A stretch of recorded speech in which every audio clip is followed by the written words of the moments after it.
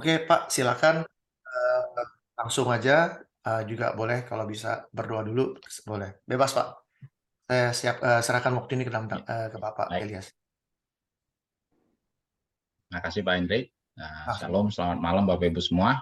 Saya pikir karena sudah dimulai dari doa, saya langsung saja saya izin share screen dulu supaya kita bisa ini. Baik, semua sudah bisa lihat ya Bisa Pak. slide yang sudah saya buat mengenai ilmu pengetahuan modern dan Alkitab. Ya, mungkin Bapak Ibu saya percaya sudah kenal semua dengan saya. Yang mungkin belum kenal, perkenalkan nama saya Ilyas Zulkifli.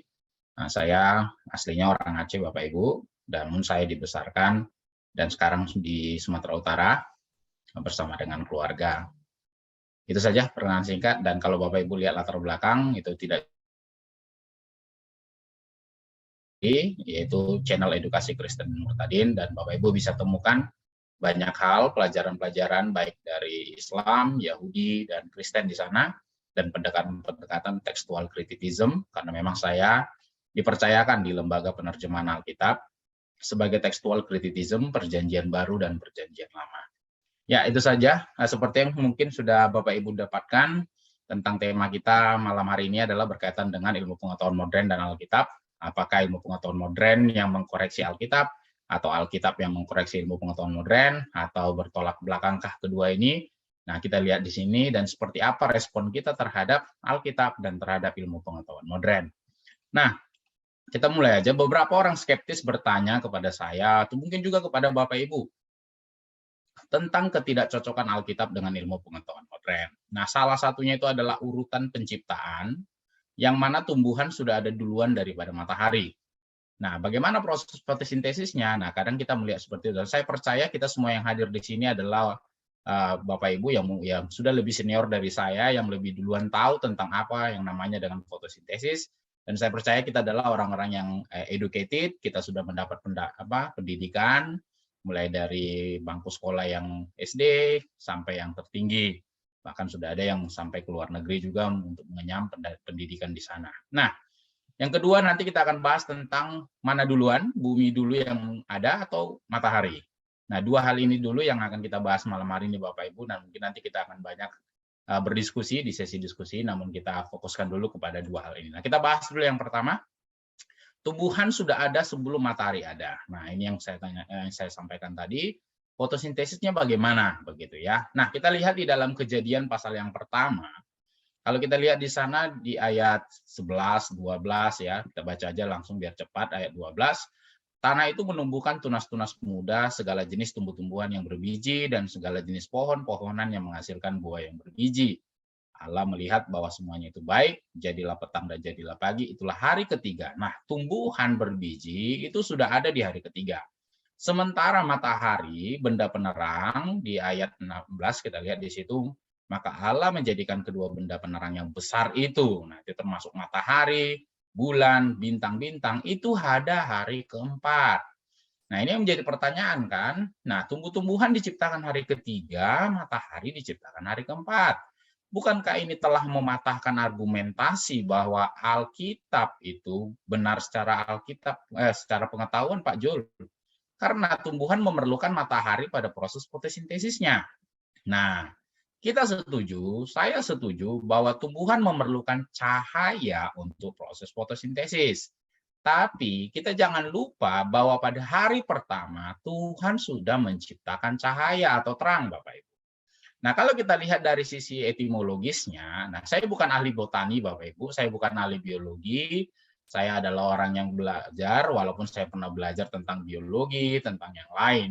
Tetapi saya pernah mengecap pendidikan di bidang eksakta. Ya, tentu kita yang sudah pernah eksakta, sudah SMA atau IPA atau SMP, SD mungkin sudah tahu yang namanya fotosintesis. Nah, secara etimologis, fotosintesis itu berasal dari bahasa Yunani, dua kata yaitu pos dan sintesis. Nah, pos itu artinya cahaya. Sintesis itu artinya menyatukan, menggabungkan beberapa komponen menjadi satu komponen. Jadi, singkatnya, fotosintesis adalah proses pembentukan gula atau glukosa ya, gula sederhana pada tumbuhan dengan menggabungkan beberapa senyawa karbon dioksida CO2 dan air H2O dengan bantuan cahaya. Selain itu juga proses fotosintesis menghasilkan oksigen sebagai byproduct-nya. Nah, kita lihat di sini gambarnya Bapak Ibu. Jadi ada cahaya, ya. Kita harus fokuskan kepada cahayanya, bukan fokuskan kepada mataharinya. Itu dulu. Karena cahaya yang dibantu penggabungan karbon dioksida dan air dan dibantu oleh cahaya menghasilkan karbohidrat dan oksigen. Nah, jadi ada reaksi terang di sana Bapak Ibu. Jadi kita fokuskan kepada cahayanya bukan kepada mataharinya. Nah, dalam Kejadian 1 ayat 3 sampai 5 seperti yang sudah saya sampaikan tadi, sudah ada terang di sana, sudah ada cahaya yang diciptakan oleh Tuhan pada hari yang pertama. Nah, jadi kembali kepada pembahasannya bahwa fotosintesis itu adalah proses penggabungan air dan karbon dioksida menghasilkan gula sederhana atau karbohidrat dengan bantuan cahaya. Nah, bagaimana dari sisi tekstual Yunani dan Ibraninya Bapak Ibu? Nah, kita lihat di sini, perhatikan kata yang saya beri tanda merah, itu ada dalam bahasa Ibraninya itu adalah ur. Dalam bahasa Yunaninya adalah pos. Nah, perhatikan kata pos di situ Bapak Ibu. Seperti yang saya tunjukkan tadi, pengertian daripada fotosintesis itu dibagi secara etimologis dua kata, yaitu pos dan sintesis. Nah, kembali kepada teks Ibrani dan Yunani yang ada di sini, Bapak Ibu, sudah ada pos di hari yang pertama. Jadi, hari pertama sudah ada pos, sudah ada cahaya, jadi wajar saja ketika tumbuhan diciptakan di hari ketiga karena tumbuhan sudah bisa berfotosintesis di hari ketiga walaupun matahari belum ada pada hari yang ketiga itu. Jadi tidak perlu harus ada matahari dulu baru tumbuhan bisa berfotosintesis Bapak Ibu. Nah, kalaupun kemudian pada hari yang keempat matahari, bulan, dan bintang diciptakan oleh Tuhan dan ditetapkan sebagai penerang di langit, sebagai sumber cahaya, namun ada juga fungsi yang lain sebagai penunjuk waktu, hari-hari, dan tahun-tahun. Ya, jadi jelas ya bahwa Alkitab itu benar. Sekalipun matahari belum diciptakan, fotosintesis pada tumbuh-tumbuhan sudah terjadi dengan menggunakan cahaya atau pos yang diciptakan oleh Tuhan pada hari yang pertama. Karena proses fotosintesis bisa berlangsung sekalipun matahari belum diciptakan di situ. Yang namanya juga fotosintesis, pos ya, menggunakan cahaya. Jadi ketika matahari sebagai penerang di langit diciptakan, maka fotosintesis pun menggunakan cahaya matahari. Nah, saya tidak tahu Bapak Ibu apakah ada di antara Bapak Ibu yang punya pengalaman menggunakan cahaya lain selain cahaya matahari untuk bertanam, bercocok tanam. Dan saya perhatikan di beberapa tempat ada yang menggunakan cahaya artifisial ya, cahaya buatan walaupun tidak menggunakan matahari untuk menanam atau mengembangbiakan tanaman. Nah, itu yang pertama berkaitan dengan fotosintesis. Jadi kita sudah tahu walaupun misalnya matahari belum ada di hari keempat, tumbuhan sudah ada hari ketiga, tetap fotosintesis pada tumbuhan bisa berjalan, bisa berlangsung karena menggunakan pos atau ur yang ada di Kejadian pasal pertama ayat 3 yang ada di hari pertama. Nah, berlanjut kedua.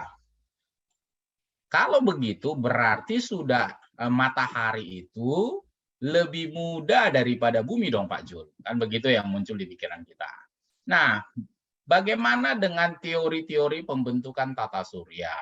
Seperti teori nebula, teori planetesimal, teori pasang surut gas, teori bintang kembar, teori awan debu, dan teori macam-macam ya tentang astrofisika, Bapak, astrofisika dan astronomi yang lain. Nah, kita harus paham dulu apa sih arti teori, Bapak Ibu. Nah, saya percaya karena kita adalah orang-orang educated, orang-orang yang mendapat pendidikan, saya kasih gambaran singkat tentang teori. Nah, kita kembali tadi ya, ini kita perhatikan pada teori pembentukan tata surya ini. Karena banyak orang mengatakan bahwa bumi dibentuk dari matahari. Dengan kata lain, matahari lebih tua daripada bumi. Atau mungkin hampir sama usianya dengan bumi. Apapun ceritanya, tidak akan mungkin bumi ada, matahari belum ada. Mungkin ada yang kita dengar seperti itu. Jadi bumi itu berasal dari matahari. Gitu yang kita dengar. Padahal Alkitab mengatakan tidak. Bumi sudah duluan ada, baru matahari ada di hari keempat. Nah, bertolak belakang kan Pak Jul? Iya, dalam ilmu pengetahuan model teori, ilmu pengetahuan modern, seolah-olah bertolak belakang. Namun kita lihat bagaimana solusinya. Nah, kita belajar dulu apa arti teori, Bapak Ibu. Teori itu adalah seperangkat konstruk atau konsep, definisi, dan proporsi yang berfungsi untuk melihat secara sistematik melalui spesifikasi hubungan antar variabel sehingga dapat berguna untuk menjelaskan dan meramalkan fenomena. Nah, perhatikan poin tujuan dari teori itu, Bapak Ibu, bukan hanya saja menjelaskan fenomena, tetapi juga meramal atau memprediksi fenomena. Jadi sifat teori itu adalah ramalan. Sifat teori itu adalah prediksi. Nah, ini yang harus kita pahami dulu tentang teori. Jadi teori bukanlah suatu kebenaran absolut yang dihasilkan oleh seorang ahli. Teori berarti masih memprediksi fenomena. Jadi bisa benar, bisa salah. Namun mungkin kebanyakan karena kita di pendidikan, kita anggap bahwa teori itu benar, itulah yang benar. Padahal teori itu berfungsi dua hal. Yang pertama adalah menjelaskan dan yang kedua adalah meramalkan fenomena. Itu dulu yang harus kita pahami, Bapak Ibu. Jadi teori Darwin, apakah benar? Bisa saja benar, bisa juga salah. Namanya teori, memprediksi, meramalkan fenomena. Begitu. Jadi pertanyaannya, pertanyaan yang mungkin bisa jadi pertimbangan bagi kita adalah, apakah ahli-ahli astronomi yang mengemukakan teori-teori tersebut sudah ada pada saat alam semesta diciptakan, Bapak Ibu? Saya percaya mereka tidak ada pada saat penciptaan alam semesta. Wajar mereka memberikan teori, wajar mereka memprediksi, wajar mereka meramalkan kira-kira bumi itu berasal dari matahari berdasarkan pemahaman dan pengamatan mereka. Ya, tentu saja jawabannya tidak kan? Itu sebabnya disebut teori. Mereka hidup itu ribuan tahun setelah Alkitab ditulis. Nah, kalau kita lihat garis waktunya Bapak Ibu, saya berharap ini bisa membantu kita semua. Nah, ini adalah kita sekarang, di zaman sekarang. Nah, sebelum kita, sudah ada para ahli mengemukakan teori-teori mereka. Dan teori-teori mereka itu merujuk kepada peristiwa penciptaan, peristiwa tentang kosmologi, dan lain sebagainya. Nah, sementara Alkitab ditulis jauh sebelum mereka mengemukakan teori-teori itu. Artinya, rentang waktu antara para ahli mengemukakan teori dengan Alkitab ditulis itu jaraknya ribuan tahun. Nah, sementara Alkitab itu ditulis karena pengilhaman dari Sang Pencipta. Sang Pencipta itu sudah ada kekal, dari kekal sampai selama-lamanya. Jadi dari sini sebenarnya kita sudah lihat starting point dari para ahli adalah di hidup mereka yang dulu. Atau mungkin masih hidup, ada beberapa orang yang masih hidup dan masih mempercayai teori tersebut. Sementara Sang Pencipta yang menghilami penulisan Alkitab sudah ada jauh sebelum ruang dan waktu ada, Bapak Ibu. Nah, kembali kepada pemahaman kita sebagai seorang Kristen, apakah kita lebih mempercayai orang yang tidak hadir dalam proses penciptaan dengan teori mereka, sementara Alkitab menuliskan diilhami oleh Sang Pencipta itu yang sudah ada jauh sebelum diciptakan segala sesuatunya, Bapak Ibu. Nah, dalam hal ini kita kembali kepada konsep iman kita sendiri. Ingat, teori tadi adalah fungsinya menjelaskan fenomena dan memprediksi atau meramalkan fenomena. Para ahli mengembangkan teorinya di sini ribuan tahun sesudah Alkitab dituliskan, dan Alkitab dituliskan berdasarkan ilham dari Sang Pencipta ada. Sang Pencipta itu sudah ada jauh sebelum proses penciptaan. Nah, ini kembali kepada konsep iman kita. Jadi, ingat tadi teori memprediksi, meramalkan fenomena. Nah, Alkitab sendiri tidak ada ramalan untuk penciptaan, dia tulis sendiri berdasarkan apa yang diilhamkan oleh Tuhan Sang Pencipta itu sendiri, Bapak Ibu. Ya. Nah, para ahli itu jangankan mereka yang hidup belasan abad setelah Masehi. Pertanyaan yang sama yang diajukan oleh Tuhan kepada Ayub yang hidupnya belasan abad sebelum Masehi pun Ayub tidak mampu menjawab pertanyaan Tuhan itu tentang masa penciptaan. Kenapa? Ayub tidak hadir pada saat penciptaan itu. Nah, bisa kita temukan nanti Bapak Ibu bisa baca di Ayub 38, 39, dan 40, bagaimana pertanyaan Tuhan kepada Ayub? Karena Tuhan langsung tanya, engkau kan hadir, kan engkau sudah tua, kan engkau sudah ada waktu dunia diciptakan, kan? Jawaban Ayub jelas, aku berbicara seperti orang bodoh. Gitu. Tantangan Tuhan adalah pertanyaan retorika. Ya kan kau udah bijaksana, hebat kau kan? Nah, karena apa? Kau udah ada waktu dunia diciptakan. Begitu gambarannya, bahasanya yang sederhana. Akhirnya Ayub menyadari, tidak Tuhan. Saya tidak ada dalam pada saat penciptaan. Dan apa yang bisa saya beri jawaban kepada Tuhan? Tidak ada. Begitu Bapak Ibu.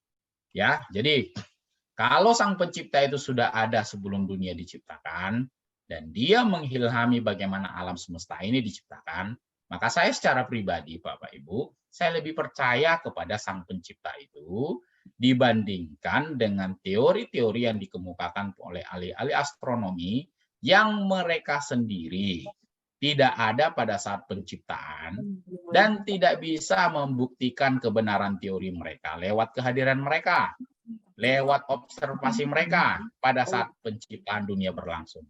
Karena ingat, sifat teori adalah memprediksi fenomena.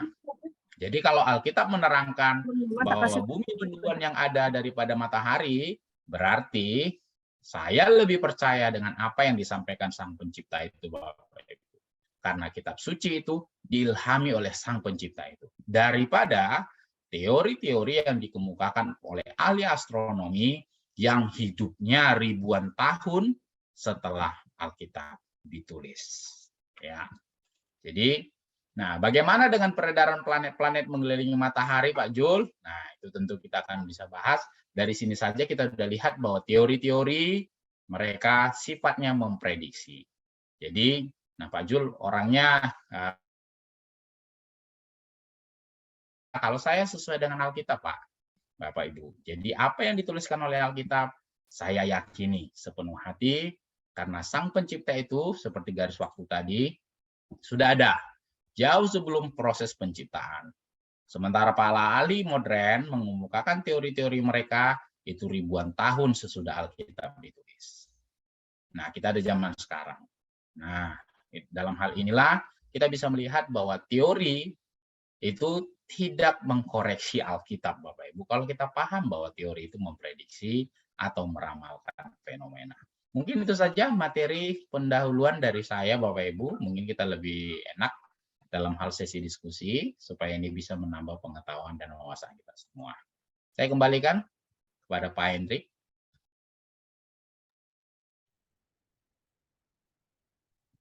Terima kasih Bapak Elias Julkilvi yang sudah memberikan pelajaran ilmu pengetahuan alam ini yang berhubungan dengan Alkitab ya. Ini singkat ya, tapi padat isinya. Juga saya biasa ngopi Pak. Jadi karena hari ini ada apa? Ada apa namanya, sedikit kesalahan teknis mengenai host. Saya biasa bikin kopi dulu sampai bangun tidur. Saya nih pikir, sudah saya jadi host dulu baru bikin kopi. Saya sampai nggak sempat bikin kopi Pak. Saya dengerin terus. Ya, jadi ya penjelasannya sudah jelas. Ya, terus apa itu namanya, step-stepnya jelas. Lalu kita bicara secara sains, ilmu pengetahuan atau dan firman Tuhan. Itu dijelaskan dua-duanya, secara sains, dijelaskan secara firman Tuhan. Nggak tahu mau pakai apa lagi, saya kurang tahu. Mungkin dari sini semua punya pemikiran yang lain. Dan saya sebagai host, saya ada di tengah, saya tidak ke kiri, tidak ke kanan, tapi ada di hati saya, apa jawaban saya. Tapi sehari ini saya akan berikan waktu kepada Bapak-Bapak Ibu sekalian, teman-teman sekalian, yang punya pemikiran, bahkan pertanyaan. Ya. Harus ada pertanyaan ini, harus, nggak boleh nggak ada ini. Kenapa? Karena ini mungkin sesuatu yang kita baru dengar, ya, atau sesuatu yang baru, nggak salah nih ngomongannya. Atau kita yang mungkin punya ilmu pengetahuan tentang ilmu eksak, nggak begitu, Pak. Yang benar adalah begini, Pak. Dan itu sesuai dengan firman Tuhan begini. Nah, itu bisa menjadi diskusi yang enak dan hidup. Nah, jadi tadi kita mulai jam, baru setengah jam ya. Lumayan, setengah jam aja, tapi ini bakal panjang nih kelihatannya. Ya, jadi saya undang Bapak-Bapak Ibu sekalian untuk bisa memberikan paling sedikit pertanyaan lah. Atau mungkin kalau bisa ada bantahan, ya silakan berikan bantahan. Ya, referensinya ini. Tadi Bapak kan kasih lihat referensi teori itu apa. Ya. Teori itu berkembang dari, kalau kita dulu belajar nih, saya belajar Pak dulu di sekolah teologi kita, bahwa, bukan Pak, saya di bisnis, saya ambil bisnis. Bahwa teori itu hanya, ya tadi dikatakan udah, tapi perkembangannya dari hipotesis. Eksperimen-eksperimen. Kita bicara hipotesis sebelum jadi teori. Eksperimen-eksperimen terus sampai jadi dari teori. Teori pun kalau ada orang bilang, oh teori itu salah, ternyata ini yang benar. Itu udah akhir, teorinya sudah dibuang. Nggak laku. Ya, jadi teori itu berkembang terus. Sampai detik hari ini berkembang terus, tidak pernah menjadi teori yang tetap. Gitu. Jadi itu fakta. Betul Pak ya? Jadi saya undang Bapak-Bapak Ibu sekalian untuk memberikan masukan, bantahan, atau pertanyaan. Saya lebih setuju pertanyaan sih. Ya, silakan, saya bagi-bagi waktu ini.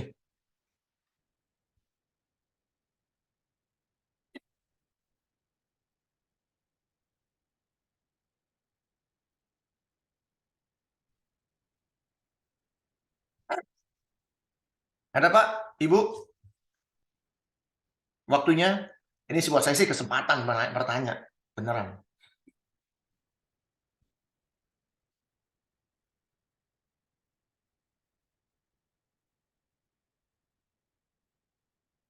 Nggak usah malu-malu, Bapak Ibu, nggak usah malu-malu.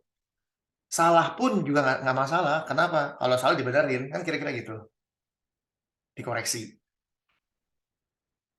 Ada? Bapak Ibu? Pak Herman, bisa buka duluan? Ada pertanyaan Pak Herman? Ya, nggak tahu pertanyaan atau apa nih. Ya, silakan aja Pak.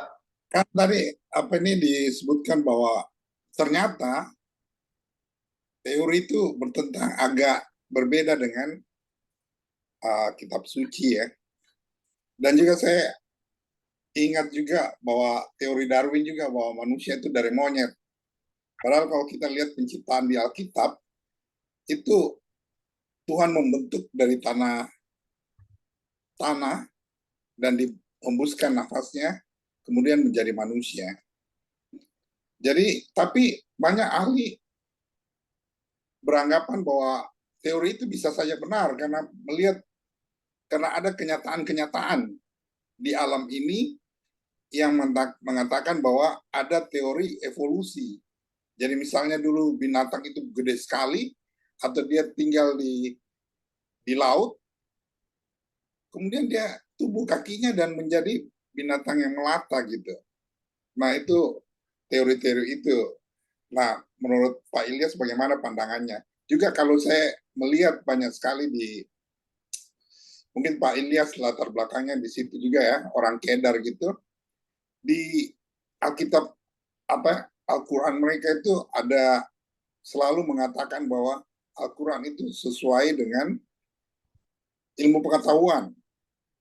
Tapi kenyataannya banyak juga yang teorinya itu tidak sesuai.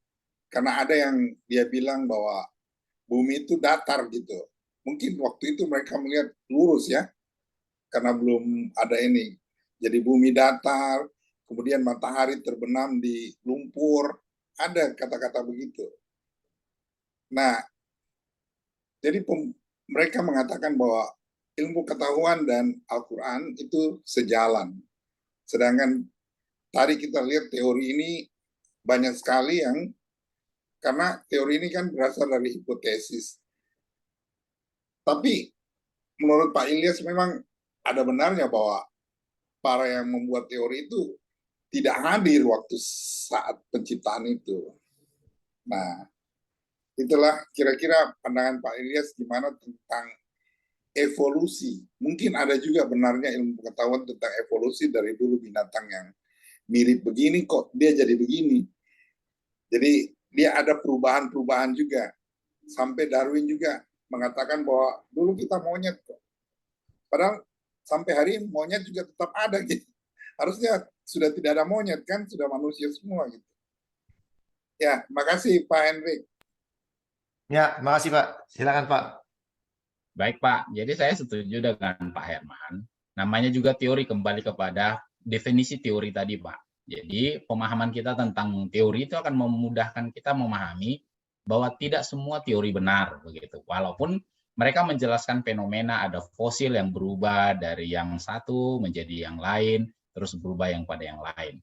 Nah, kita juga patut sadari bahwa namanya teori evolusi kan memiliki banyak kelemahan. Seperti yang sudah Pak Herman sampaikan tadi, kalau memang benarnya monyet berubah jadi manusia, harusnya tidak ada lagi monyet sama sekarang, gitu ya. Itu menunjukkan bahwa sebenarnya teori evolusi memiliki kelemahan. Belum lagi kalau misalnya kalau teori evolusi, harusnya di lapisan tanah yang sama itu fosilnya harus beda-beda, Pak. Ini enggak. Fosilnya nanti ditemukan di Afrika, terus ditemukan di Indonesia, terus nah itu digabung-gabungkan menjadi sebuah namanya yang menjadi teori.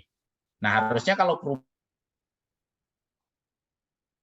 zaman yang berbeda baru bisa terbentuk, baru teori itu bisa lebih dipercaya, Pak.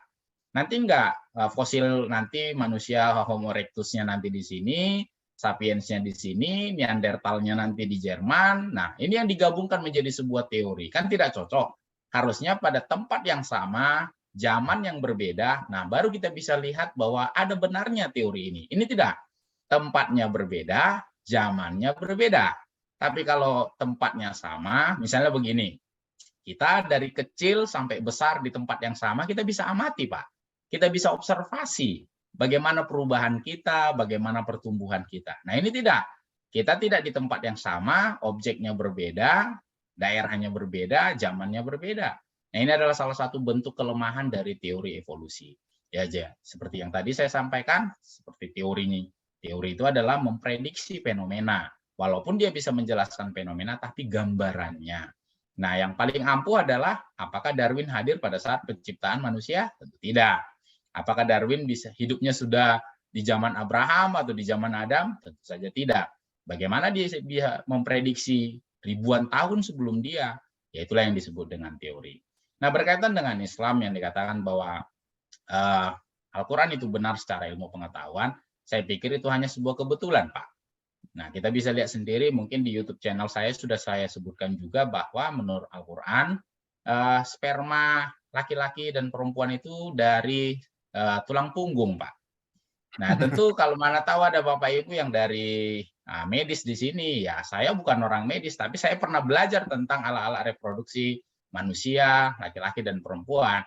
Ya tidak ada sperma kita dicetak di tulang dada, di tulang punggung kita, Pak, begitu ya. Tapi itulah yang diyakini. Jadi saya pikir itu hanya sebuah sebuah argumentasi yang seolah-olah membenarkan bahwa Al-Quran itu benar secara ilmu pengetahuan. Padahal saya pikir tidak banyak salahnya ya. Belum lagi dari sisi hygiene-nya, belum lagi dari sisi yang macam-macam ya. Mungkin Bapak Ibu sudah tahu minum kencing unta dan lain sebagainya. Nah, hal-hal yang seperti itu. Nah, itu merupakan saya pikir dari sisi ilmu pengetahuan modern juga tidak ya. Nah, YouTube yang saya baru upload tadi ya, bahwa setan itu punya 2 jenis kelamin, dia bertelur. Nah, hal-hal yang seperti ini kan. Nah, ini yang dipahami mereka gitu dari sisi ilmu pengetahuan saya pikir tidak. Nah, berkaitan dengan bumi datar saya pikir, nah saya tipe orang yang percaya bumi datar, Pak. Ya, bukan berarti karena saya mengikuti agama Islam, karena memang seperti itulah yang diajarkan di dalam Alkitab. Nah, kalau sebentar saya share dulu ininya. Saya sudah persiapkan Nah, ini adalah kosmologi dari prinsip Ibrani kuno tentang bumi datar, Pak. Jadi bumi itu yang ini, ya. Yang ini, yang datar ini, ya. Ini bumi. Nah, jadi matahari itu di bawah cakrawala. Ada air di atas cakrawala. Kalau kita ikutin di dalam Kejadian 1 ya, pasal 1 semuanya ya. Jadi matahari, bulan, bintang ini yang kita sebut dengan langit itu di bawah dari cakrawala. Ada air di atas langit. Nah, kapan air itu jatuh dari atas langit itu yang terjadi pada zaman Nuh. Ya, maka turunlah air ya. Terus di bawahnya ada yang namanya Great Deep ya, ada yang namanya Samudra Raya. Nah, di zaman Nuh ini pecah. Ya, di zaman Nuh makanya penuh, tertutupilah semua gunung-gunung dan laut-laut. Ini adalah konsep kosmologi alam semesta Ibrani kuno, Bapak Ibu. Jadi bumi itu datar. Ya, bumi itu datar dan tidak bergerak, tidak berotasi ya. Nah, saya pernah sampaikan ini waktu di sesi-sesi kita sebelumnya tentang kalau seandainya bumi berotasi, yang paling penting itu pasti pilot pesawat terbang. Ya, karena dia nggak bisa ketemu tempatnya, karena selalu bergerak buminya gitu ya. Kalau bumi bergerak, otomatis agak susah pilot pesawat terbang mendaratkan sesuai dengan titik koordinatnya. Ada yang menjauhi, ada yang mengejar, ada yang ngerem, dan lain sebagainya. Jadi konsep bumi datar itu sudah ada di Ibrani kuno, bukan di Islam, Pak. Jadi konsep bumi datar itu sudah ada dalam perspektif Ibrani kuno. Jadi bumi datar, ada air. Nah, disinilah yang disebutkan dengan dia yang bertahta di atas bulatan bumi, maksudnya bulatan universe. Bapak Ibu. Ya, ini adalah konsep Ibrani kuno, bukan Islam. Nah, saya tipe pengikut apa yang disampaikan oleh Alkitab, bukan apa yang disampaikan oleh agama-agama yang lain. Ya, kalaupun agama-agama lain menyampaikan bahwa bumi datar, saya bukan mengikut mereka karena alasan itu, tetapi karena Ancient Hebrew sudah memiliki konsep itu jauh sebelum Islam ada. Jadi mungkin penjelasan itu bisa memberkati kita semua Bapak Ibu. Jadi konsep bumi datar bukan di zaman sekarang, bukan di zaman Al-Quran. Jauh sebelum Al-Quran atau sebelum Islam, bumi datar itu sudah ada. Ya, dia yang bertahta di atas bulatan bumi. Nah, bulatan yang masuknya itu adalah universe yang tadi itu. Nah, terus seperti yang mungkin Pak Hendrik pernah sampaikan waktu di sesi diskusi, ya bagaimana dibilang pijakan kalau dia tidak datar gitu, tidak statis, harus dia statis yang namanya pijakan tahta ya, tumpuan kaki itu harus statis, tidak bisa dinamis bergerak begitu. Jadi mungkin itu saja yang bisa, semoga bisa memberkati Pak Herman dan teman-teman kita semua di sana. Oke, terima kasih. Pak Herman, gimana Pak? Tapi secara real Pak Ilyas percaya bumi datar, karena kan ya, secara astronot melihatnya bulat dari luar. Oke. Nah, saya tipe orang yang nggak percaya astronot sampai ke luar sana, Pak. Oh, gitu ya? Iya. Saya tidak tipe orang yang tidak percaya astronot bisa sampai keluar. Sesuai dengan konsep yang saya tunjukkan tadi, Pak.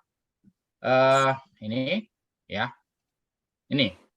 Kalau di luar, berarti dia harus menembus cakrawala ini, Pak. Ini enggak.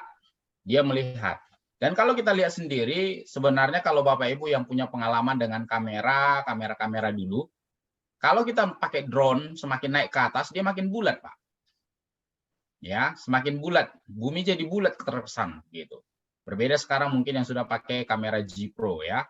Sudah lebih cenderung lebih datar, begitu. Jadi, nah saya pribadi adalah tipe orang yang tidak langsung percaya dengan apa yang disampaikan astronot, yang katanya sudah jauh sampai ke bulan, sampai menembus firmament. Saya tipenya orang yang tidak percaya seperti itu, Pak. Tidak semudah itu percaya, walaupun mulai dari SD, SMP, SMA sampai sekarang dijelasinnya ada internasional,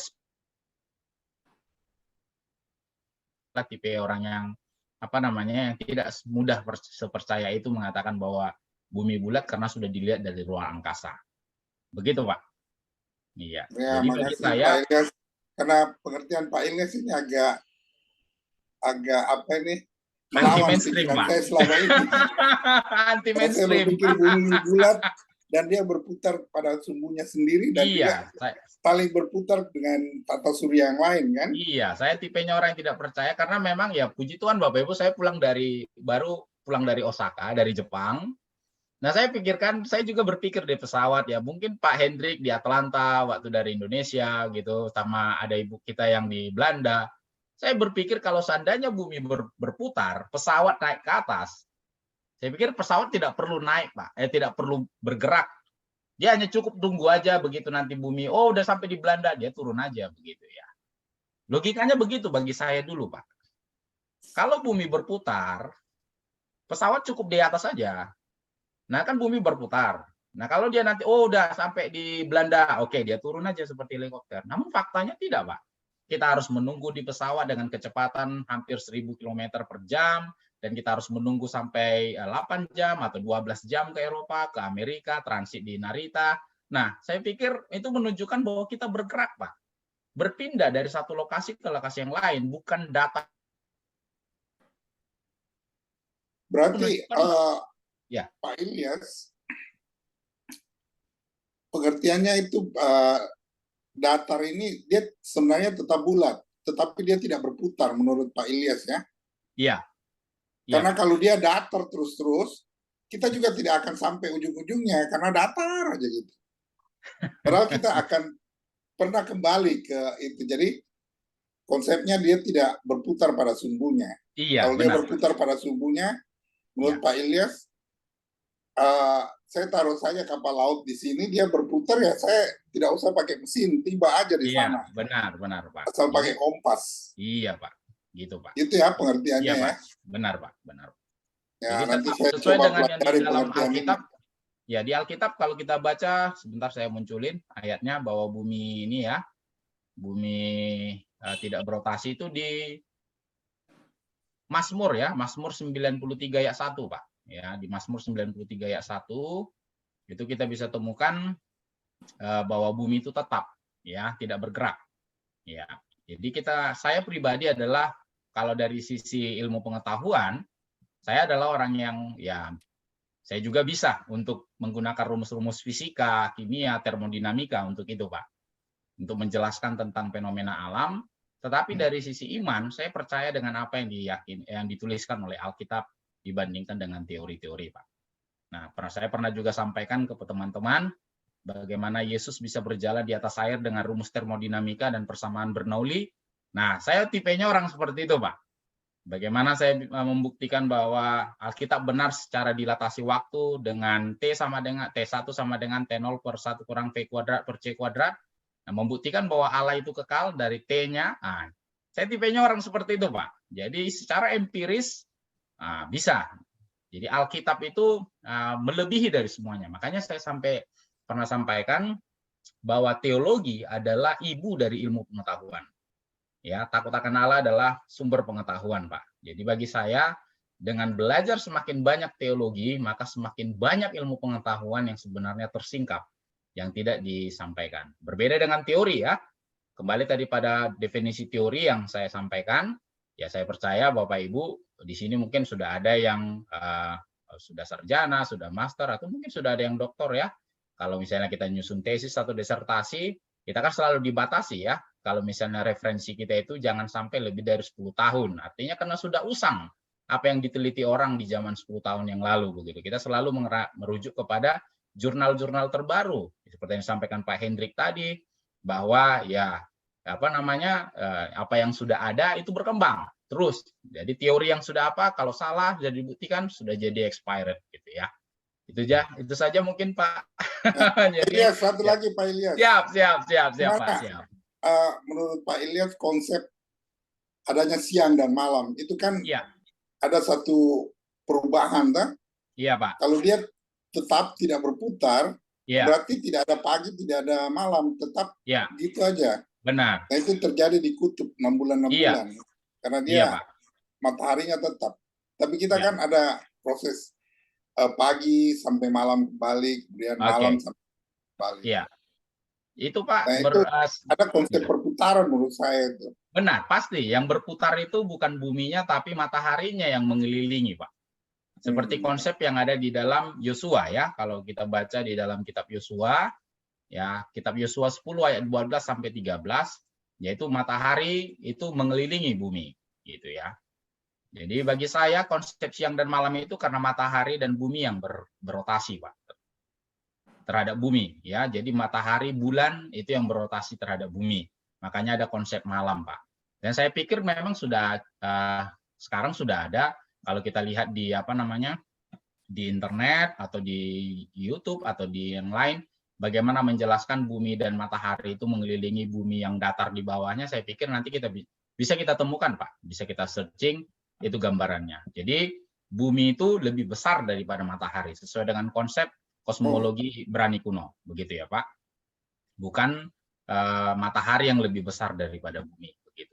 Nah, sekali waktu nanti mungkin kalau Tuhan izinkan saya bisa ke daerah Kutub Utara ya, khususnya Norwegia Utara, yang mana di situ mataharinya itu walaupun terbenam, bahasanya terbenam jam 12 malam masih ada muncul mataharinya di sana, Pak, begitu ya. Nah, itu membuktikan bahwa ya begitu, Pak. Jadi bumi yang bumi tetap, matahari yang berputar sama bulan di atasnya, begitu. Ya, saya sih belum terima sepenuhnya, tapi saya oke lah, itu kan pendapat Bapak. Thank you. Makasih, Pak Herman. Ya, terima kasih Pak Herman. Ini seru ya. Kadang-kadang kalau kita pikir lagi Pak Herman ya, ini tidak mendukung sana sini. Tapi kalau kita pikir lagi, kita belajar sekarang ini zaman now ini bahwa kita mengelilingi matahari. Sedangkan matahari diciptakan hari keempat. Jadi bumi ngelilingin apa sebelum 4 hari ini gitu kan? Kira-kira pertanyaannya begitu. Dan banyak sekali ayat-ayat di dalam Alkitab, lebih dari 70 ayat yang saya temukan bahwa bumi itu station, nggak bergerak. Jadi ya itu masukan dari saya. Pertanyaan, ya. Jadi ya patut dipikirkan lah. Saya tipe-tipenya sama Pak Elias mirip-mirip. Ya, tipenya mirip sekali. Mirip kalau apa-apa tuh harus referensinya apa dulu nih. Oke, you ngomong ini teori apa yang ada. Nah itu saya juga sama. Karena dengan demikian kita nggak berdiri cuman kata orang, tapi kita berdiri kepada ada dua fakta yang mendukung, fakta Alkitab dan fakta sains. Ya, jadi kita ya kembali lagi lah kalau kita pikir-pikir. Tapi sebelum saya ngomong panjang-panjang nih ada dua pertanyaan nih dari ibu yang sama, Ibu Mika ya. Ibu Mika dari Universitas Negeri Manado. Pertanyaan nomor 1 adalah bagaimana pandangan Alkitab mengenai eutansia pasif bagi mereka yang mengidap penyakit terminal yang sangat menderita. Itu pertanyaan pertama. Ya. Bagaimana pandangan Alkitab mengenai eutansia pasif? Kalau boleh dijelaskan, Bu, saya ini orang kurang begitu mengerti, Bu, bahasanya ini, Bu. Eutansia itu apa ya, kalau boleh saya tahu? Ibu Mika. Kalau nggak salah suntik mati itu mungkin, bukan? Ya, eutanasia. Ya. Oke, suntik mati bagi mereka pasiennya minta, Pak. Bagaimana minta mematikan, menyelesaikan hidup seseorang. Iya. Suntik mati itu aktif ya, ini yang pasif. Iya, Pak. Oke, jadi suntik mati bagi mereka yang mengidap penyakit terminal yang sangat menderita. Oke, ya silakan. Ya, baik. Nah, kalau saya pribadi, pandangan Alkitab berarti kita membunuh, membinasakan bait suci kita sendiri, bait suci Allah yang ada dalam diri kita, Bu. Jadi dalam Alkitab ini sangat dilarang, ya. Kita tidak bisa. Tapi kan Pak sudah menderita sekali. Saya pikir itu adalah hanya sekedar persepsi dari perasaan kita. Ya karena enggak Bapak yang menderita. Mungkin kita berpikir seperti itu. Karena enggak Bapak menderita, ya wajarlah Bapak bilang itu membunuh. Tapi bagaimana kalau seandainya Bapak di posisi orang itu yang sangat menderita, ya udahlah mati aja lah sekalian, gimana caranya supaya cepat aku mati. Kalau kalian suntik nanti keluarga bisa dituntut pembunuhan, ya gimana supaya pasif, supaya keluarga juga nggak kena hukum pidana, saya juga bisa tenang, begitu. Nah, saya pikir itu adalah suatu perbuatan yang tanda kutip melegalisasi pembunuhan atas dasar kemanusiaan. Jadi bagi saya itu tidak benar secara Alkitab, ya kita memang harus terima dengan segala sesuatunya, karena kita percaya bahwa Allah berdaulat sepenuhnya dalam kehidupan kita, Bapak Ibu. Itu yang harus kita pahami. Bahwa apapun yang terjadi dalam kehidupan kita, kita tahu bahwa itulah yang terbaik dalam hidup kita karena Dia adalah Sang Pencipta itu. Ya, jadi ketika kita menghadapi situasi ini, makanya selalu diterangkan oleh Alkitab, bersyukurlah, mengucap syukurlah dalam segala hal. Empanti ekaristite. Jadi mengucap syukur bukan hanya empanti, dalam bahasa Yunaninya itu mencakup seluruh kehidupan kita, baik keadaan yang tidak enak sekalipun maupun yang enak sekalipun. Nah, mengucap syukur pada saat enak adalah hal yang biasa, Bapak Ibu. Tetapi pada saat mengucap syukur dalam keadaan yang tidak enak, nah itulah merupakan hal yang luar biasa. Dan diingatkan oleh Tuhan melalui Paulus, segala perkara dapat kutanggung di dalam Dia yang memberikan kekuatan kepadaku. Nah, saya bukan kebetulan, istri saya adalah seorang medis dan saya banyak kontak dengan orang-orang medis, khususnya dari mereka-mereka yang terkena penyakit kanker. Nah, kadang kalau begitu kan, wah sudah harus disuntik morfin, menahankan rasa sakit yang luar biasa, nyeri yang luar biasa, dan lain sebagainya, begitu ya. Nah, kadang kalau kita perhatikan memang kasihan dalam hal itu. Tetapi ada pasien yang benar-benar yang kenal Tuhan, dia katakan bahwa Tuhan tidak pernah gagal menciptakan kehidupanku dan dia tahu bahwa apa yang terbaik dalam kehidupanku. Nah, kalaupun aku merasakan sakit hari ini, itu semua karena kebaikan Tuhan, karena banyak yang lebih sakit lagi daripada saya, begitu Bapak Ibu. Nah, dari situ nampak sebenarnya kapasitas iman seseorang. Jadi kembali lagi kepada euthanasia pasif maupun aktif, secara firman Tuhan itu dilarang keras, karena itu adalah suatu bentuk pembunuhan yang dilegalisasi atas dasar kemanusiaan atau perasaan, ya, baik secara psikologi dan lain sebagainya. Apapun katanya, firman Tuhan katakan barang siapa membinasakan bait suci, ya Tuhan juga akan membinasakan dia. Nah, itu adalah suatu tindakan pembunuhan, Bapak Ibu. Saya berharap di tempat ini, kalau ada pun hal seperti itu, tolong disampaikan bahwa meminta untuk suntik mati atau misalnya diam-diam untuk suntik mati dan macam-macam lah dengan segala metode yang ada untuk menghindari tindak pidana dan lain sebagainya. Apapun ceritanya, apapun alasannya, membinasakan bait suci, itu sama dengan suatu tindakan pembunuhan. Jadi secara Alkitab, itu dilarang, Bu. Semoga menjadi berkat, Bu.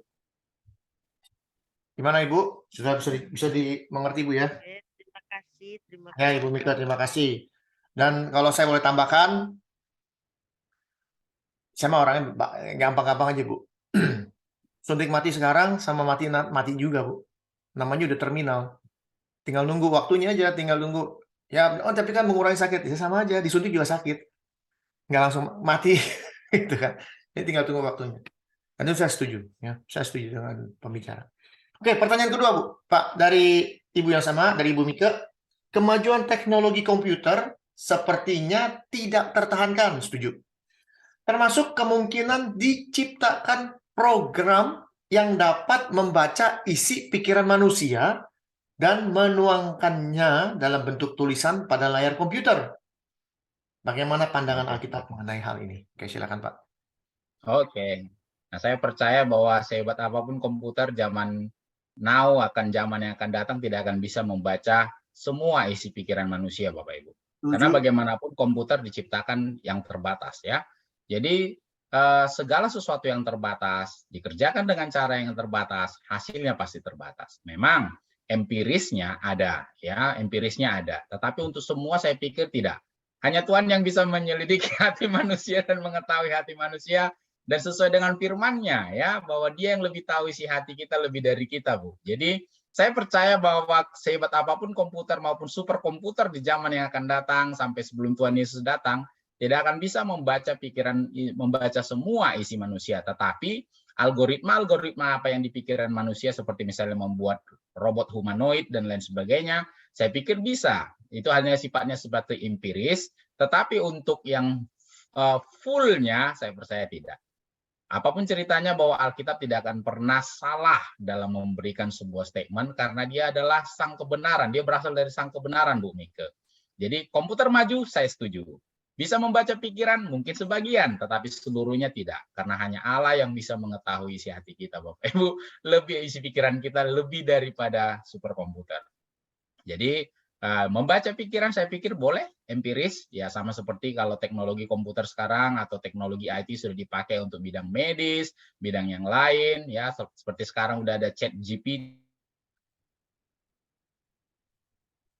nggak lagi bertanya kepada Om Google, dengan ChatGPT udah banyak membantu kita. Saya percaya komputer hebat, perkembangannya luar biasa, tetapi Alkitab tidak akan pernah terlanggar bahwa hanya Allah yang lebih mengetahui hati kita. Kenapa? Kita diciptakan oleh Allah, ya. Nah, komputer diciptakan oleh manusia yang terbatas. Nah, manusia yang terbatas menciptakan sesuatu yang terbatas, hasilnya pasti terbatas, Bapak Ibu. Ya, kita logika matematisnya begitu ya. Jadi sesuatu yang terbatas diciptakan oleh orang yang terbatas, ya pasti hasilnya pun pasti terbatas. Berbeda dengan Allah yang tak terbatas.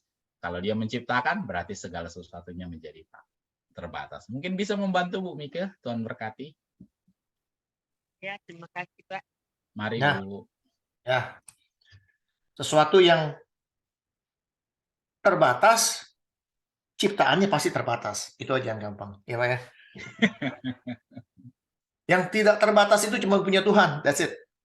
Iya, benar, Yang Pak. kita yang terbatas ini menciptakan sesuatu sebagus-bagusnya, itu terbatas. Terbatas, Pak. Iya. Hasil manusia akan progres, Pak. Tidak fix. Ya.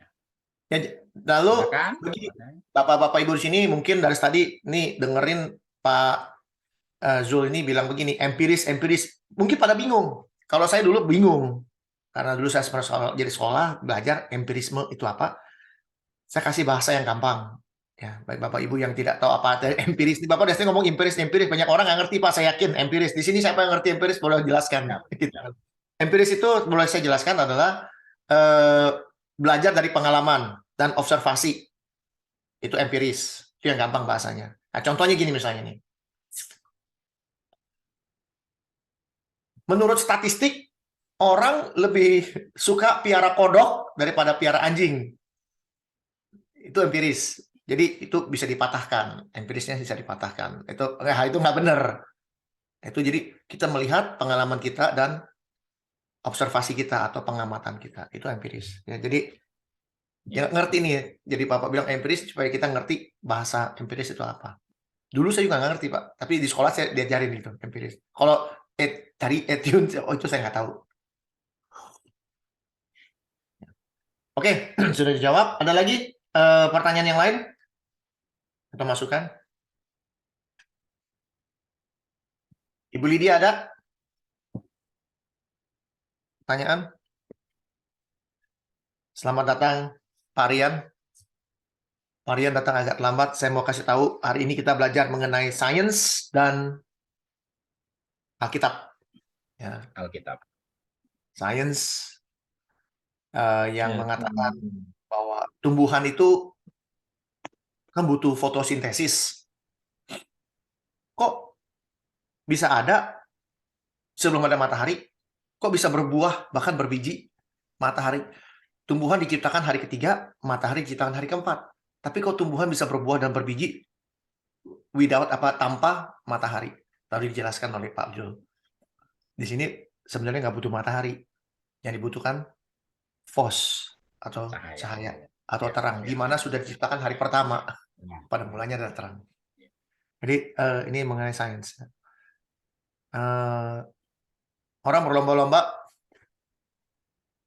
Ada dua, menurut saya sih ada dua ini Pak. Ada dua opini. Yang satu, orang berlomba-lomba untuk membuktikan Alkitab itu benar. Ada satu lagi grup yang mengatakan, yang berlomba-lomba untuk mematahkan bahwa Alkitab itu dongeng. Setuju Pak?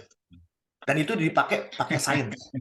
Satu-satunya cara untuk membuktikan bahwa Alkitab itu dongeng harus pakai exact, harus pakai sains. Kalau nggak ada yang mau percaya. Seperti saya katakan, orang lebih suka piara kodok daripada piara anjing. Itu udah nggak ada yang mau dengar. Tapi orang lebih suka piara kucing daripada anjing. Sekarang orang berpikir, bener juga, jangan-jangan kucing yang paling enak piaranya. Gampang, taruh di rumah. Kalau dia modal pasir, dia buang air, dia kerok sendiri. Anjing malah susah. Nah, kira-kira gitu kan. Jadi begitu Pak Rian ya, mengenai sains. Dan kalau Pak Rian ada masukan, silakan.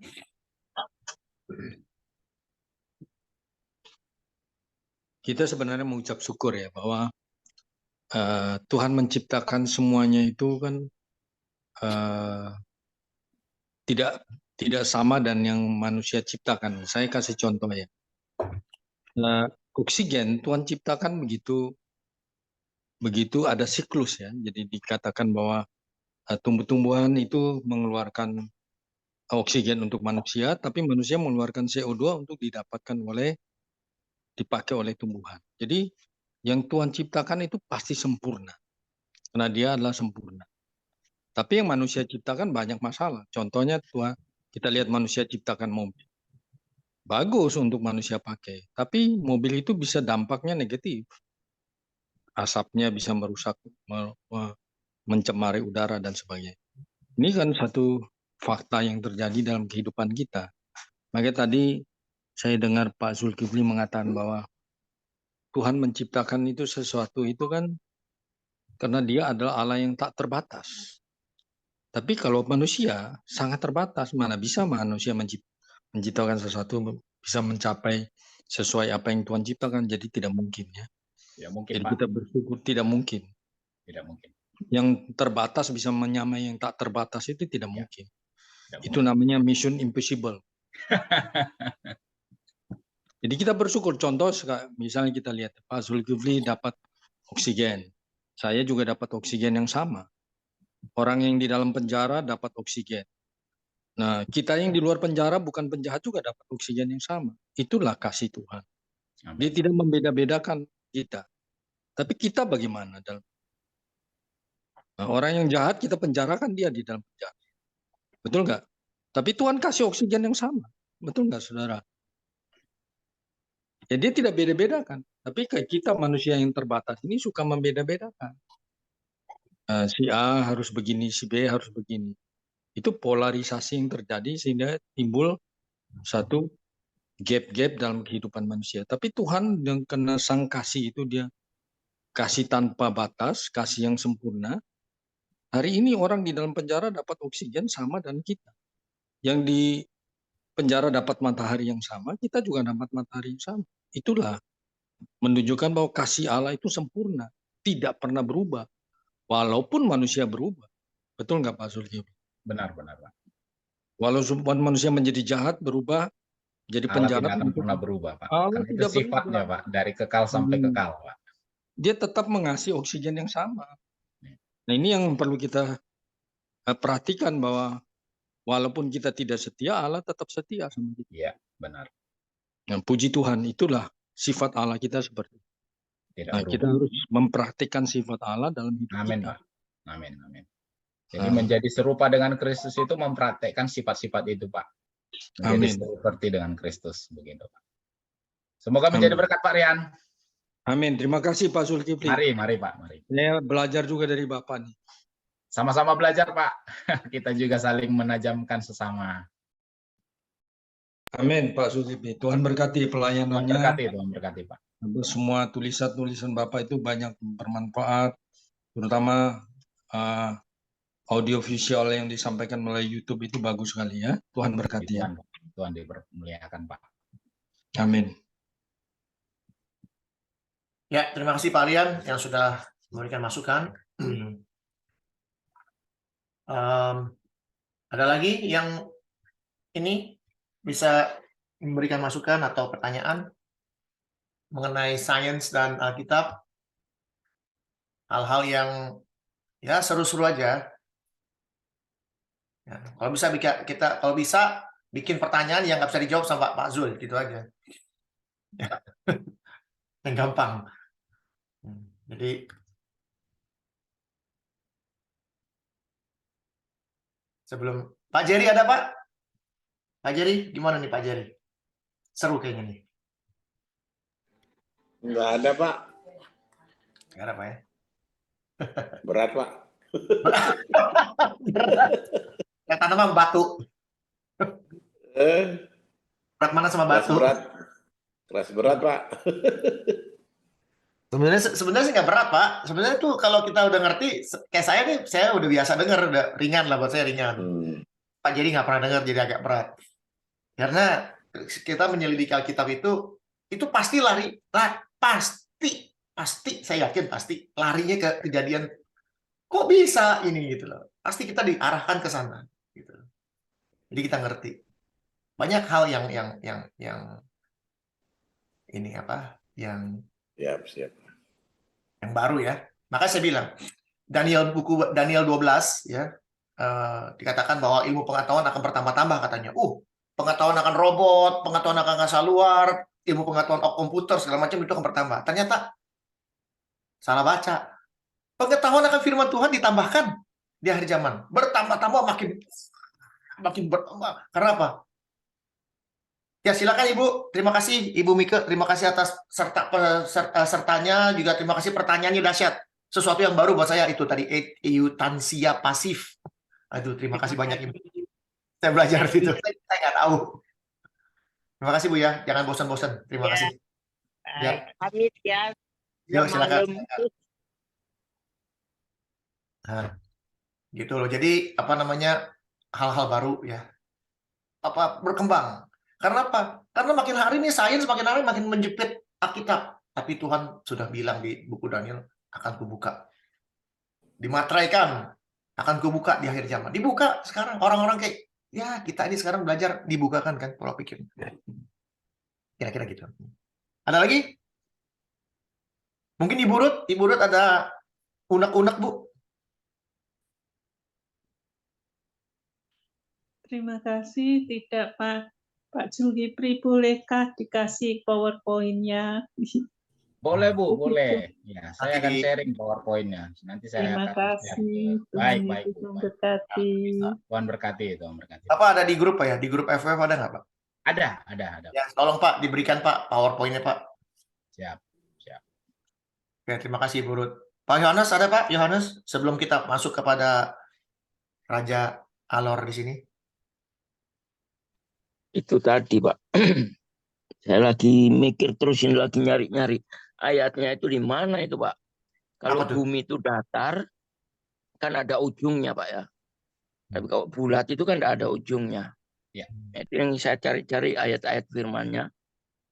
Cuma ada beberapa yang dibilang tapi tidak dibilang dalam Alkitab bahwa bumi itu datar. Itu Oke, aja Pak. Pak. Saya lagi mikir. Siap. Nah, di Wahyu sebenarnya sudah ada Pak. Kalau bumi datar berarti dia memiliki sisi. Ya, berarti keempat penjuru bumi Pak. Oke. Ya. Jadi keempat penjuru bumi menentukan bahwa bumi itu punya sisi, gitu ya. Ya, saya punya itu. Ya silakan Pak, silakan. Enggak, soalnya banyak ayat-ayat sampai tadi di Daniel 4 semua tertulis juga, ayat 4 Mazmur semuanya, tapi tidak dibilang bahwa bumi itu datar. Dan sampai menceritakan bagaimana iblis juga mencoba Yesus dari ketinggian. Dan pandangan dari ketinggian itu ilustrasinya si iblis saja. Bahwa dia dapat melihat semuanya. Padahal kalau datar itu kita bisa lihat kan Pak, Benar, setinggi Pak. gunungnya. Tapi Ya. kalau bulat, sisi lain tidak bisa kita lihat Pak. enggak. Ya, Makanya benar. itu. Benar. Ini agak bingung untuk saya Pak. Oke Pak. Jadi keempat penjuru bumi menunjukkan bahwa itu punya sisi Pak. Oke. Punya batas. Ya, punya batas seperti tadi kosmologi yang saya tunjukkan tadi Pak. Punya batas. Terima kasih Pak. Siap, sama-sama Pak. Oke. Ya, Pak Yohanes, pemikirannya begini Pak. Tadi Pak Zulkifli menerangkan bagaimana kalau kita naik pesawat gitu ya, mendingan diam aja, bumi yang muter.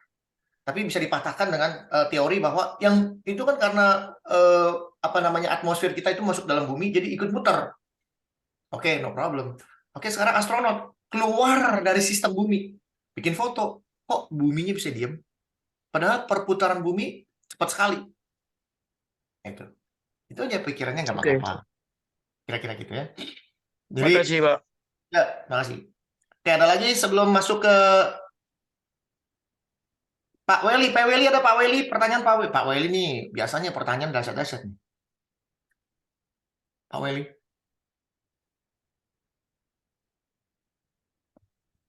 Halo Pak Weli ada? Masih ada? Nah.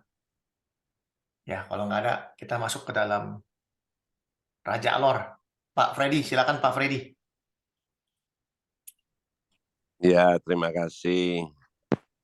Pak Zulkifli, terima kasih. Ya, Pak. Memang hal ini bisa selalu menjadi pertentangan dan tidak ada finish-finishnya. tetapi tidak mengecilkan tentang ilmu pengetahuan gitu. Karena hari ini pun karena ilmu pengetahuan gitu kan. Kalau tidak kita nggak bisa Zoom gitu. Jadi jangan sampai disalahartikan seakan-akan ilmu pengetahuan itu sesuatu yang tidak baik gitu. Jadi ilmu pengetahuan itu baik. Tentunya dari cara pakainya seperti pisau, ya kalau kita mau buka duren nggak ada pisau ya babak belur jari kan. Tetapi kalau pisau dipakai untuk nodong ya beda jadinya. Jadi ilmu pengetahuan itu baik, tetapi tergantung pemakainya. Kalau diberikan bom nuklir dan dijatuhkan ya bahaya gitu kan. Tetapi untuk nuklir, untuk suatu tenaga listrik apabila kita sudah nggak punya bahan bakar ya terpaksa nuklir gitu kan, sehingga bisa hemat begitu, sehingga tanpa bahan bakar pun dia bereaksi terus.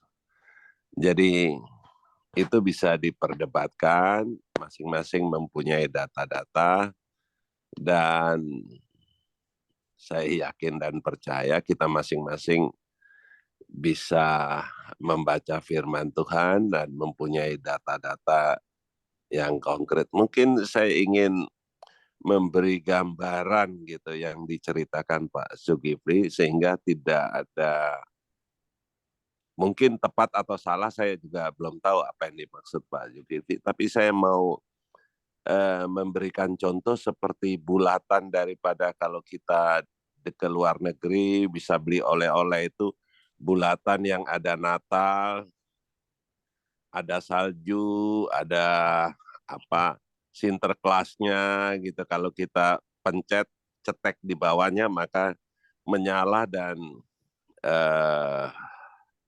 apa ya itu saljunya bisa berterbangan berbentuk bulat, tapi di tengahnya tuh ada datar seperti gambar dari Pak Zulkifli, tapi benar-benar bola tetapi datar gitu. Kira-kira begitu ya Pak Zulkifli? Benar Pak, benar Pak. Sehingga teman-teman bisa membayangkan, takutnya dipikir kayak lempengan aja, tetapi tetap bulat, yang dimana ada datar, di tengah. ya seperti mainan itu ya Pak ya. Benar, Natalan benar, itu. Pak, benar.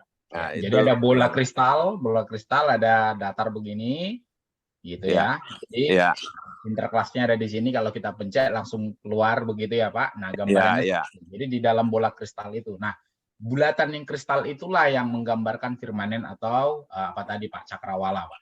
Nah tetap datarnya itu begini. Jadi bukan lempengan 4 begitu saja Pak. Gitu Pak. Ya. Itu agar teman-teman punya gambaran gitu Pak. Saya kira itu yang dimaksud. Jadi saya kira itu aja Pak Hendrik penambahan saya. Jangan sampai kita keliru bahwa kita orang Kristen nggak boleh mempunyai pengetahuan atau apa dan lain, supaya nanti kita keliru. Kalau kita sekarang pakai Zoom ini, saya bisa lihat Pak Zulkifli. Nggak ada Zoom yang nggak tahu lah mukanya Pak Zulkifli gimana. Setuju, lagi Pak. berapa, tetapi semuanya baik, termasuk air condition. Kita punya bagaimana mengukur panas badan kita, detak jantung kita, dan lain sebagainya. Jadi semua itu ada diizinkan Tuhan untuk kebaikan kita dan kita lebih maju. Dan memang efeknya ada yang dikatakan Pak Rian tadi, mobil mengeluarkan gas beracun. Tentunya ada fungsinya juga, karena Pak Rian juga masih pakai mobil jalan-jalan gitu. Kalau umpama nanti terjadi bila orang Kristen nggak boleh, nanti Pak Rian besok sudah jalan kaki gitu kan. Jadi pengetahuan tentunya ada, memang efek daripada hasil penelitian itu pasti ada. Tetapi kalau Tuhan memberikan, yang Pak Rian bilang juga bahwa semuanya sempurna. Jadi ya kalau kita lihat penciptaan itu juga luar biasa kan Pak. Kenapa tumbuhan dulu gitu loh. Kalau binatang dulu juga kasihan Pak.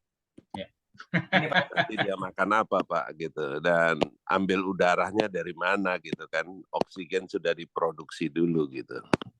Makasih Ini, Pak. banyak Pak Zulkifli. Pak Siap. Hendrik, makasih. Ya. Terima kasih Pak. Ini ya gambarnya Pak ya. Ya, benar Ya. Pak. Pertanyaannya, idenya dari mana bisa bikin begini kan gitu. Ya, Sumber- mungkin saya Sumber tambahkan ide itu sedikit dari Pak. dia, Pak, sang pencipta itu, Pak. Jadi begini Pak, kalau kita pelajari semua ilmu pengetahuan itu asal mulanya dari gereja Pak. Amin. Nggak Benar. ada yang di luar Betul. gereja. Jadi Iya. mereka membaca Alkitab baru mendapat ide Pak. Iya, makanya saya bilang tadi, Pak, teologi adalah ibu dari ilmu pengetahuan, Pak. Ya. Setuju benar. Itu saya setuju Pak. Jadi seluruh pengetahuan dasar ya, bukan pengetahuan semacam sekarang. Ini kan sekarang cuma dikembangkan aja. Iya, Pak. Tapi dasarnya semuanya itu para pastor Pak, orang gereja tuh yang menemukan. Makasih Pak Hendrik. Alkitab. Ya, Mari, terima mari. kasih Pak. Setuju sekali dan itu yang terjadi. Dan memang apa yang dikatakan Pak Freddy itu benar sekali. Kita jangan sampai memusuhi ilmu pengetahuan. Banyak ilmu pengetahuan yang ya. benar gitu loh. Tadi saya katakan Saya setuju, Pak. ada dua opini. Satu mencoba menerangkan Alkitab itu yang benar. Yang satu lagi bilang itu Alkitab dongeng. Nah, yang dongeng-dongeng ini harus kita perhatikan baik-baik kita. Bukan berarti jadi salah. Tujuan kita terhadap ilmu pengetahuan sebatas pada hal-hal teori yang bertentangan dengan apa yang tertulis dalam Alkitab. Jadi, contoh misalnya ilmu kedokteran sesuai dengan ilmu pengetahuan, karena Lukas juga adalah seorang tabib, kan tidak dilarang dia menggunakan ilmu pengetahuannya untuk merawat, untuk mengapa? Contoh misalnya membersihkan luka dengan anggur yang pada saat itu menggunakan sumber alkohol. Ya otomatis kita bisa gunakan Bapak Ibu. Tetapi ketika kita berbenturan dengan ilmu pengetahuan yang sifatnya teori, postulat, hipotesis, nah di sini kita lihat kita berdiri pada iman yang mana? Apakah dengan Alkitab, yang mana ilmu pengetahuan itu sifatnya progres, sementara Alkitab itu sudah fix dari kekal sampai kekal. Begitu Bu. Jadi Bapak Ibu, jadi kita tidak anti dengan sains, karena kita adalah orang-orang yang dibesarkan dari sains, dan lewat sains kita bisa tahu baca tulis hitung, bisa mengenal Alkitab. Nah, tapi kita lihat sisi lain dari ilmu pengetahuan yang dibangun oleh orang-orang yang tanda kutip, mulai merongrong, tanda kutip, mulai menyerang Alkitab. Nah, di situ kita bisa lihat bahwa sifat teori masih memprediksi, bukan kita anggap sebagai suatu kebenaran yang absolut. Tapi ketika pengetahuan itu sesuai dengan apa yang tertulis dalam Alkitab, kita memuji Tuhan bahwa Alkitab itu benar karena dia adalah dari sang kebenaran. Begitu Bapak Ibu. Ya. Mungkin Pak Hendrik, saya tambahkan sedikit. Semua ilmu pengetahuan itu baik, kecuali dia sudah beralih ke mamon, Pak. Makanya Tuhan benci mamon itu, Pak. Manusia jangan sampai mamon. Pertamanya ilmu pengetahuan semua baik. Bagaimana supaya saya jalan nggak capek? Bikinlah kereta. Kereta kalau dikasih mesin, gimana tuh mesin uap? Wah, lebih enak lagi, nggak usah genjot, gitu kan. Semua baik. Tetapi pada saat sudah berhubungan dengan mamon, maka dirubahlah jadi tank, Pak. Gunanya apa? Untuk tembak orang mati, gitu, Pak. Kalau sudah berhubungan dengan mamon, makanya segala sesuatu baik sebelum bertemu dengan mamon. Tetapi kalau manusia sudah pengetahuannya ketemu dengan mamon, jadilah bencana alam gitu Pak. Makasih Pak. Jadi, Pak. Ya, jadi bukan hanya mobil tank aja Pak, hamba-hamba Tuhan juga udah ketemu mamon udah rusak Pak. Makanya kalau pendeta-pendeta kalau sudah ketemu mamon jadi pendekar. Oh iya Pak. Nanti ditelepon, oh saya sudah ada pelayanan, tiba-tiba enggak Pak, ini PK-nya lebih besar. Oh boleh.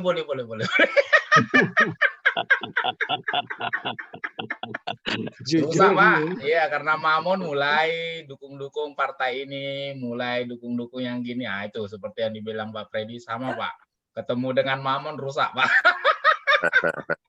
Cuman ada dua gendangnya di dalam Alkitab. Ya. Itu. Ya, tidak mungkin mengabdi kepada dua tuan, pasti dia akan mengabdi kepada yang satu dan membenci yang lain. Bukan berarti kita membenci uang karena kita memerlukan uang sesuai dengan kitab pengkhotbah. Namun kita tidak akan menjadikan uang itu sebagai sesuatu yang dituhankan, itu kita pakai untuk memfasilitasi kehidupan kita. Namun banyak orang mengejar seperti Pak Freddy dari kendaraan uap jadi mobil tank begitu. Ya. Oke. Terima kasih. Waktu sudah menunjukkan 9.48 waktu Indonesia malam, dan waktu Kupang Pak Freddy dan Pak Jerry Bali udah 10.48 ya, beda sejam ya. Ya. Waktu yang sudah diberikan dari Pak Zul yang setia, yang membuka pola pikir kita ya hari ini. Saya mengucap syukur kepada Tuhan bahwa di hari-hari terakhir ini masih ada orang-orang yang masih ingin memberitahu sesuatu yang benar. Ya. Saya tidak memberitahukan bahwa ini sebuah kebenaran, tapi kita patut memikirkan, patut dan wajib untuk mengobservasi.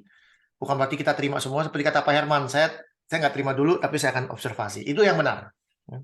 Jadi kita bisa mengambil kesimpulan masing-masing, bukan secara umum. Ya. Terima kasih sekali lagi untuk Pak Zul yang sudah memberikan waktunya, dan kita akan mengakhiri pertemuan kita malam ini, dan kita ada sesi kedua ya. Kalau mau tanya jawab silakan, mau kongko juga silakan ya. Tapi sebelumnya kita akan tutup dalam doa. Pak Zul silakan untuk bisa menutup doa buat kita semua di sini. Mari kita bersatu dalam doa. Kembali kami datang mengucap syukur kepadamu Tuhan pada malam hari ini. Dan mungkin juga di beberapa tempat masih siang atau pagi dan sore. Kami bersyukur untuk semua karya kasih Tuhan. Terima kasih untuk pertemuan kami melalui Zoom hari ini Tuhan. Dan biarlah apa yang kami diskusikan dan apa yang kami sharingkan bersama bukan untuk membuat kami semakin rendah di hadapan Tuhan dalam hal pengetahuan, tetapi membuat kami semakin bertumbuh di dalam pengetahuan dan pengenalan kami akan Tuhan. Dan Tuhan juga memampukan kami untuk bisa mengerti kehendak-Mu melalui firman-Mu dan bisa kami aplikasikan dalam kehidupan kami sehari-hari. Terima kasih untuk orang-orang yang ada di sekitar kami yang kami cintai dan kami kasihi. Kami bersyukur untuk mereka semua, untuk keluarga, anak-anak, istri dan suami, pekerjaan, aktivitas, dan bisnis yang bisa kami kerjakan, semua karena kasih Tuhan. Terima kasih untuk pertemuan kami hari ini. Biarlah apapun yang bisa kami kerjakan hari ini, kami persembahkan semuanya hanya untuk puji, hormat, kemuliaan bagi nama Tuhan. Pertemukan kami di lain waktu Tuhan, untuk bisa kami saling menajamkan satu dengan yang lain, saling membangun di dalam kebenaran firman-Mu, dan bukan hanya sekedar berpengetahuan, tetapi juga menjadi pelaku-pelaku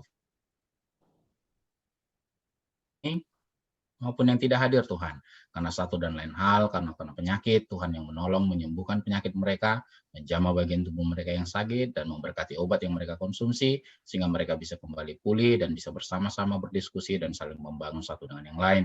Karena ada hal yang lain Tuhan yang menghalangi mereka untuk ikut Zoom pada hari ini, biarlah Tuhan di lain waktu mereka bisa ada waktu dan bersama-sama dengan kami saling memuji Tuhan dan saling membangun satu dengan yang lain. Berkati pertemuan kami malam hari ini dan pertemuan berikutnya Tuhan. Tuhan menolong semua orang yang aktif di dalam Zoominar ini, yang menginisiasi dan menjadi host dan co-host, dan juga yang lain menjadi moderator. Dan siapapun dari kami Tuhan yang mengambil bagian pelayanan ini, semuanya kami persembahkan bagi hormat kemuliaan bagi nama-Mu. Terima kasih untuk berkat-Mu, bagimulah segala pujian, hormat, kemuliaan, dan kuasa sampai selamanya. Hanya di dalam nama Tuhan Yesus Kristus kami berdoa dan mengucap syukur. Amin. Amin. Ya. Amin. Terima kasih Pak. Tuhan memberkati. Amin. Tuhan berkati. Jangan lupa itu Pak diminta itunya apa hasilnya. Jangan dikirim di Zoom. Siap. Ya, saya kirim di Zoom atau saya kirim di sini saja Pak? Jangan di Zoom Pak, di mana di grupnya aja Pak. Di WhatsApp grup. Oke, siap. Grup WhatsApp di FOF Pak. Jadi semua orang bisa buka, yang ikut pun bisa belajar gitu Pak. Siap. Terima kasih banyak. Ya, hari ini Tuhan berkati. Tuhan berkati Pak Elias. Terima kasih sudah malam. Saya izin. Mari. Terima kasih. Tuhan berkati Bapak Ibu semua. Ya, Tuhan berkati. Saya pindahkan dulu. Ya, saya juga pamit juga. Oh, nggak bisa. Apa syaratnya? Ada syaratnya Pak Herman. Nggak bisa.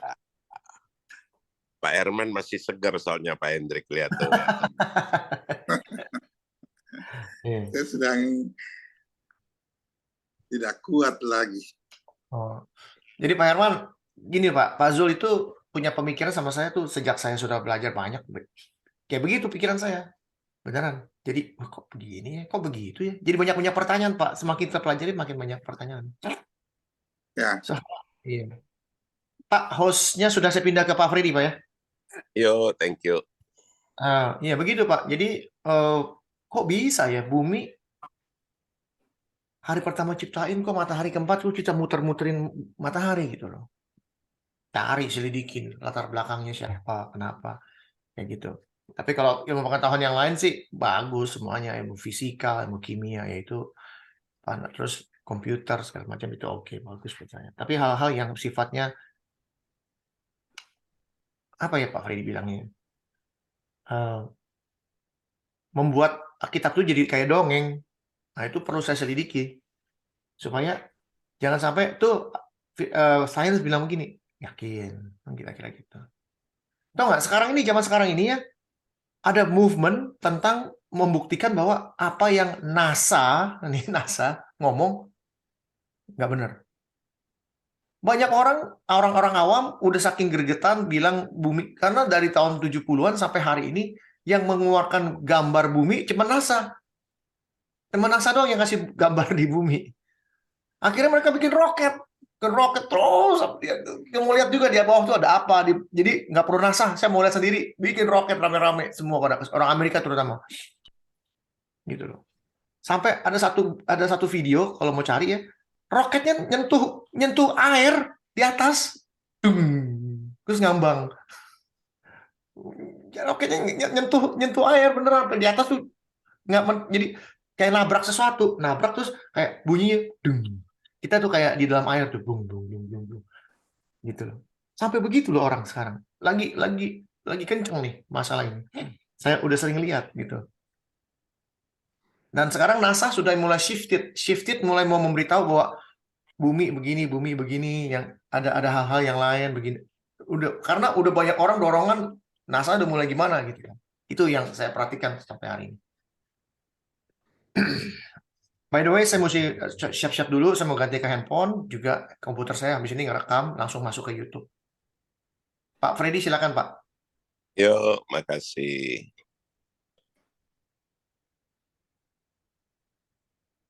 Pak Yohanes.